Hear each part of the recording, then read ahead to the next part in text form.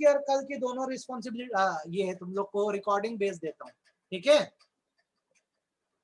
चलो डेलीगेशन के बारे में पहले तो ये समझ लो यार, सबसे पहले ये एक कंपलसरी एक्टिविटी है।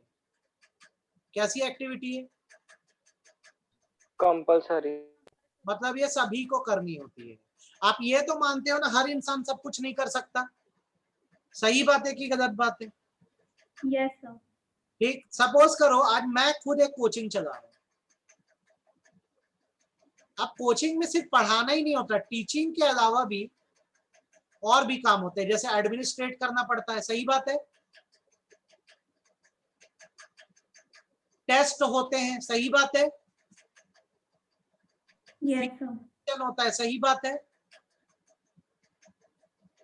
अगर मैं ये चारों काम खुद अकेले करने लग जाऊं तो मेरी एफिशिएंसी जो मेरे मेन काम से है, एज अ टीचर मेरा क्या काम है?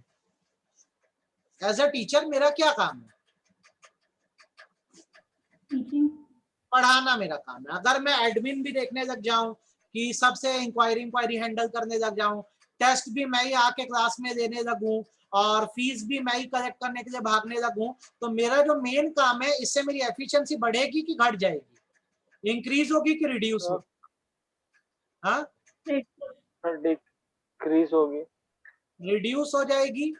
तो मुझे करना क्या चाहिए कि अगर मैं कोचिंग चला रहा हूं तो मुझे अपना फोकस मेन काम टीचिंग में रखना चाहिए और अपने अंदर कुछ लोगों को अपॉइंट करना चाहिए जो मेरे सबऑर्डिनेट्स होंगे और जो मेरा काम है मेरे लिए अब ये लोग कंप्लीट करके देंगे।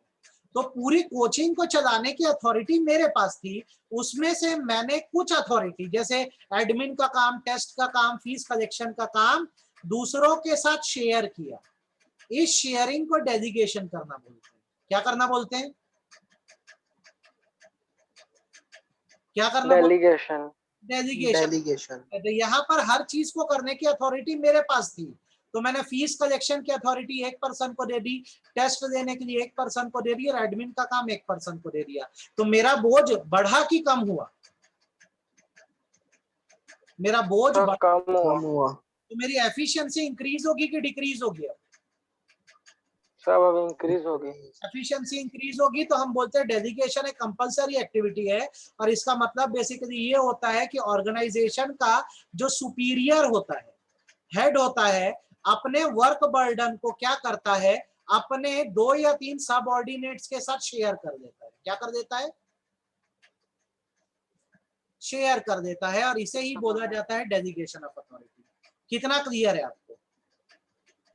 सब क्लियर है। सब क्लियर है। तो आप भी जैसे कल को किसी ऑर्गेनाइजेशन में काम करोगे, जैसे समझना आप के यहाँ एक सीनियर सीए है, सीनियर चार्टर्ड अकाउंटेंट, ठीक है, उसके नीचे आप आते हो। आप मतलब कौन? असिस्टेंट सीए आते हो। आपके नीचे 2 आर्टिकल हैं, एक्स और वाई। तो आप अपना काम किसके साथ शेयर करोगे? आप अपना काम किसके साथ? एक्स और वाई के साथ। एक्स के साथ शेयर करोगे, वाई के साथ शेयर करोगे काम। तो जब आप ये काम शेयर कर रहे हो तो इसे हम क्या बोलेंगे? डेलीगेशन। डेलीगेशन। और आपको ये काम किसने दिया था? Senior CA. अब एक बात बताओ, अगर एक्स और वाई ने कुछ गड़बड़ कर दी, वो काम ढंग से नहीं कर पाए, तो यहाँ पे जिम्मेदारी किसके ऊपर आएगी? Sir assistant CA. तो असिस्टेंट सीए जाके सीनियर सीए को बोलेगा, अजय को, अरे सर मेरी क्या गलती है, गलती तो एक्स और वाई की है, उनको पनिश करो। तो पनिश किसको किया जाएगा? एक्स और वाई को। क्यों किया जाएगा? सीनियर सीए बोलेगा मैं तो एक्स वाई को जानता नहीं, मैं तुमको जानता हूं, तो पनिशमेंट तुमको ही मिलेगी अंश। तो अगर आप अपनी अथॉरिटी किसी को डेलीगेट कर भी दो, अपना वर्क किसी के साथ शेयर कर भी दो, तो भी याद रखो आप अपनी रिस्पॉन्सिबिलिटी से भाग नहीं सकते। क्या नहीं कर सकते? आप अपनी रिस्पॉन्सिबिलिटी से आप जिम्मेदार रहोगे ही रहोगे। मेरी बात कितनी समझ आई ये बोलो? सर आ गई समझ। परफेक्टली। अगर आपने किसी को बांट भी दिया है तो उसकी गलती के लिए भी आपको ही जवाब देना होगा, मेरी बात मत भूलना। अब मैं यहाँ डेलीगेशन का आपके लिए मीनिंग लिख रहा हूँ, आप लोग मीनिंग समझिए। Delegation is a process process of giving oblique sharing authority, क्या शेयर करना, authority and responsibility with subordinates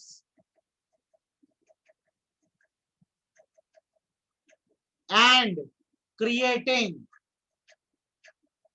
accountability on those who are provided with authority and responsibility. Sir क्या लिखा है, कुछ नहीं समझ आया। आएगा, क्यों नहीं आएगा? मैं बॉस हूं तुम लोग का, मैं सुपीरियर हूं,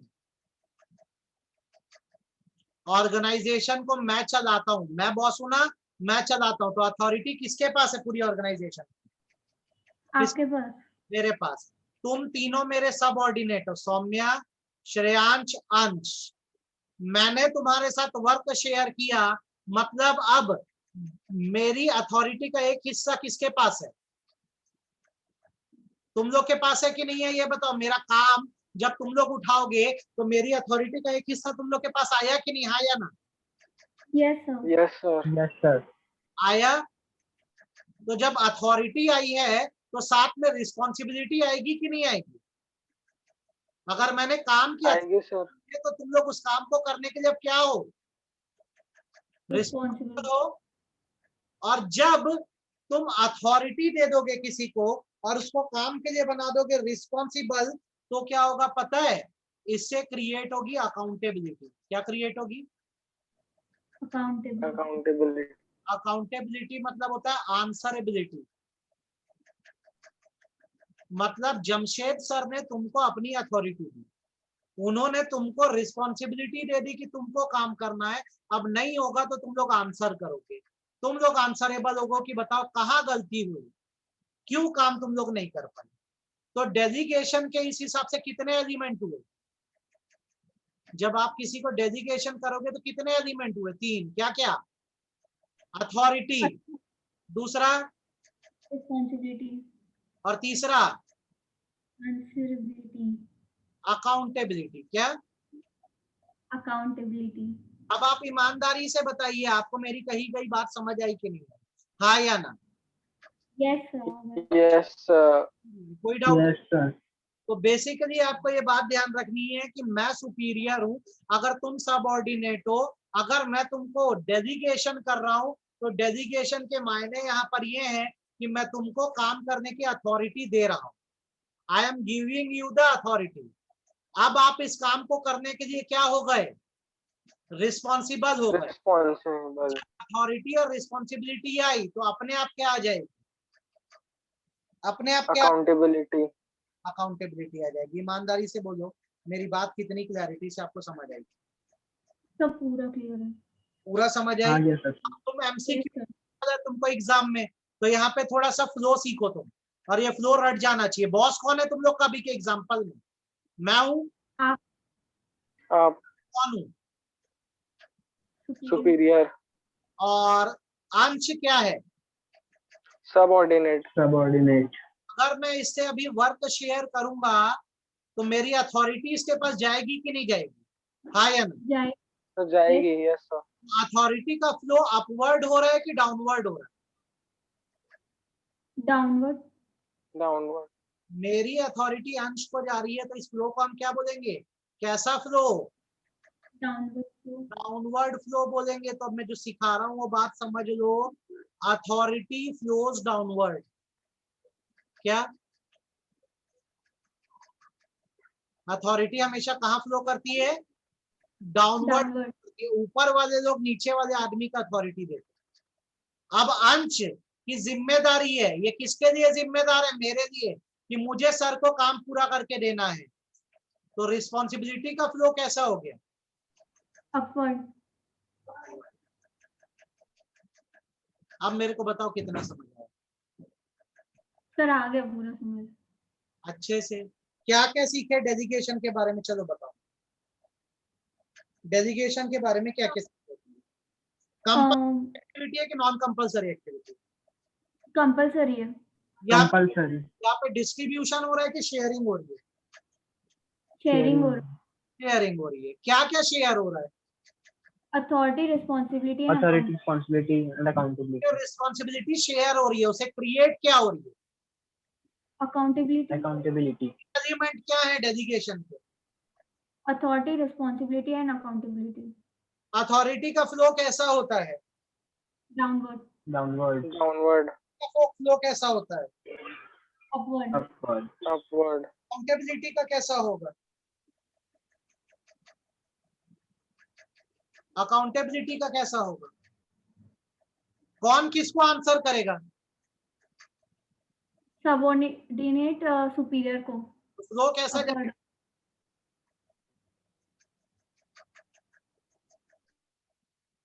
दूसरी पेन से लिखेंगे भाई, इससे क्यों लिखेंगे, हम ब्लू से लिखेंगे। अकाउंटेबिलिटी का भी फ्लो कैसा? अपवर्ड। अपवर्ड।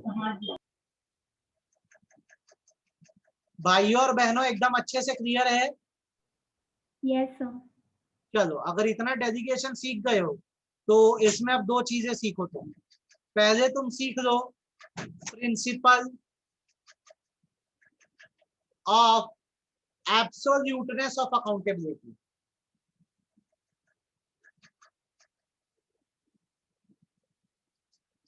और ये प्रिंसिपल को थोड़ा सा ईमानदारी से क्या करना, अच्छे से ध्यान रखना। Principal of absoluteness of accountability बोलता है कि delegation is a compulsory activity. Delegation is a compulsory activity. However, a manager cannot escape from his responsibilities even after delegation. And he shall be accountable to his superiors. अगर मैं manager हूं, मैंने अपने नीचे के लोगों को अपनी वर्क को डेलीगेट कर भी दिया है, तो मैं अपनी जिम्मेदारियों से भाग नहीं सकता। मैं अपने बॉसेस के लिए अकाउंटेबल रहूंगा ही रहूंगा। जैसे मेरे 3 बॉस हैं, ए है, बी है, सी है, या सौम्या, श्रेयांश और अंश मेरे 3 बॉस हैं, तो ये मेरे सुपीरियर। इन्होंने मुझे एक भारी भरकम काम दिया, तो मैं आप लोग का क्या हूं बताओ? मैं आप लोग का सबऑर्डिनेट। अब मेरे को काम बहुत भारी पड़ रहा था, तो मैंने अपने अंडर के 6 स्टाफ्स में ये काम डेलीगेट कर दिया। तो क्या मैं अपनी जिम्मेदारियों से मुक्त हो गया? No sir. No sir. ये मेरे स्टाफ करेंगे तो मेरे को अपने बॉसेस को जवाब देना पड़ेगा। इसे बोलते हैं एब्सोल्यूटनेस ऑफ अकाउंटेबिलिटी, कि मैनेजर होने के नाते आप अपना वर्क आगे डेलीगेट भी कर दोगे तो भी आपकी जिम्मेदारियां नहीं खत्म हुई है, आप आंसरेबल रहोगे ही रहोगे। कितनी समझ आई मेरी बात? क्लियर है सर। कितनी समझ? क्लियर है सर। अच्छे से कि आधा अधूरा? अच्छे से। अच्छे से। कोई दिक्कत नहीं है? No sir. पूरा डेली तुम लोग क्लास में बैठे हो कि घर में बैठे हो? अंश, श्रेयांश? सर घर पे। घर में। क्लास नहीं थी क्या? नहीं सर, हो लेकिन गया, मैं 12:30 बजे था। मतलब 10। हाँ, क्या चीज? आज 12:30 बजे था। 12:30 बजे क्लास था। तो घर आ गए थे तुम लोग? हाँ sir. Yes sir. Ajay sir थे? हाँ सर। Yes sir. ये हो गया। तो डेलीगेशन के मेन कंसेप्ट आपको समझ आ गए ना बेटा? Yes sir. अब इसका इंपॉर्टेंस सीख लो थ्योरी पॉइंट ऑफ व्यू से। आपके पास रिकॉर्डिंग भी रहेगी, साल भर आपके काम आएगी, और साथ में नोट्स भी रहेंगे, तो आप एकदम अच्छे से सब कर दोगे। बस ये करना कि थोड़ा टेस्ट के लिए रेगुलर हो जाना, ठीक है? Yes sir. Yes sir. कल दोगे क्या टेस्ट? कल कौन दो से चैप्टर सर कौन सा चैप्टर? कौन सा? दिखा दो मेरे कौन सा सर? प्लानिंग और ऑर्गेनाइजिंग का एमसीक्यू बना के दिखा दो मेरे को। Yes sir. Yes sir, yes yes sir, sir. Yes sir बन जाएगा।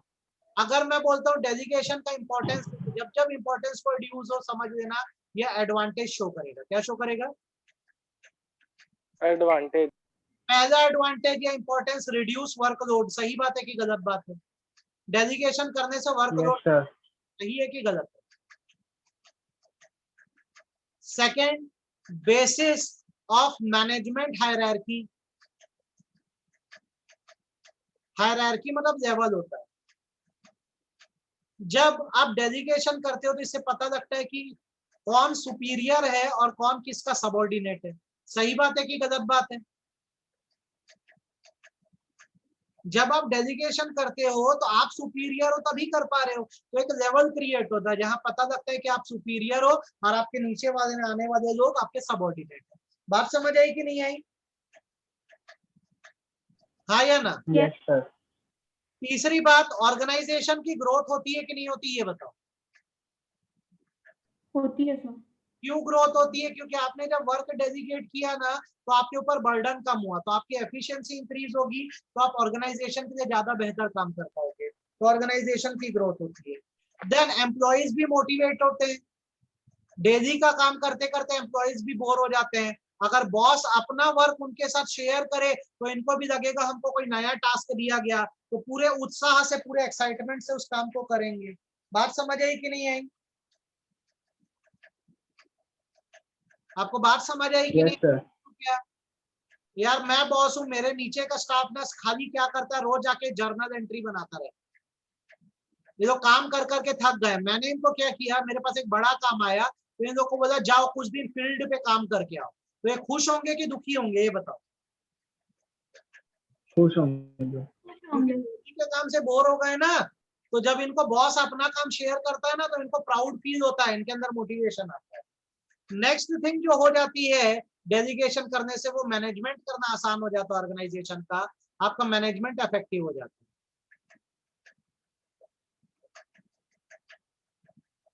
ये सारे फायदे हैं डेलीगेशन के। अब आप बताओ आपको डेलीगेशन कितना समझ आया? सर आ गया समझ अच्छे से एकदम। आ गया सर। मंडे की क्लास, कल मैं आप लोग को टेस्ट दे दूंगा। क्या दे दूंगा? टेस्ट। टेस्ट दे दूंगा। मंडे को आप लोग ना डिसेंट्रलाइजेशन और सेंट्रलाइजेशन पढ़ोगे और आपका एक चैप्टर कंप्लीट हो जाएगा। ठीक है? Yes sir. ये आप करो, ये रिकॉर्डिंग मैं आपको भेज दूंगा, है ना? Okay sir. Yes sir.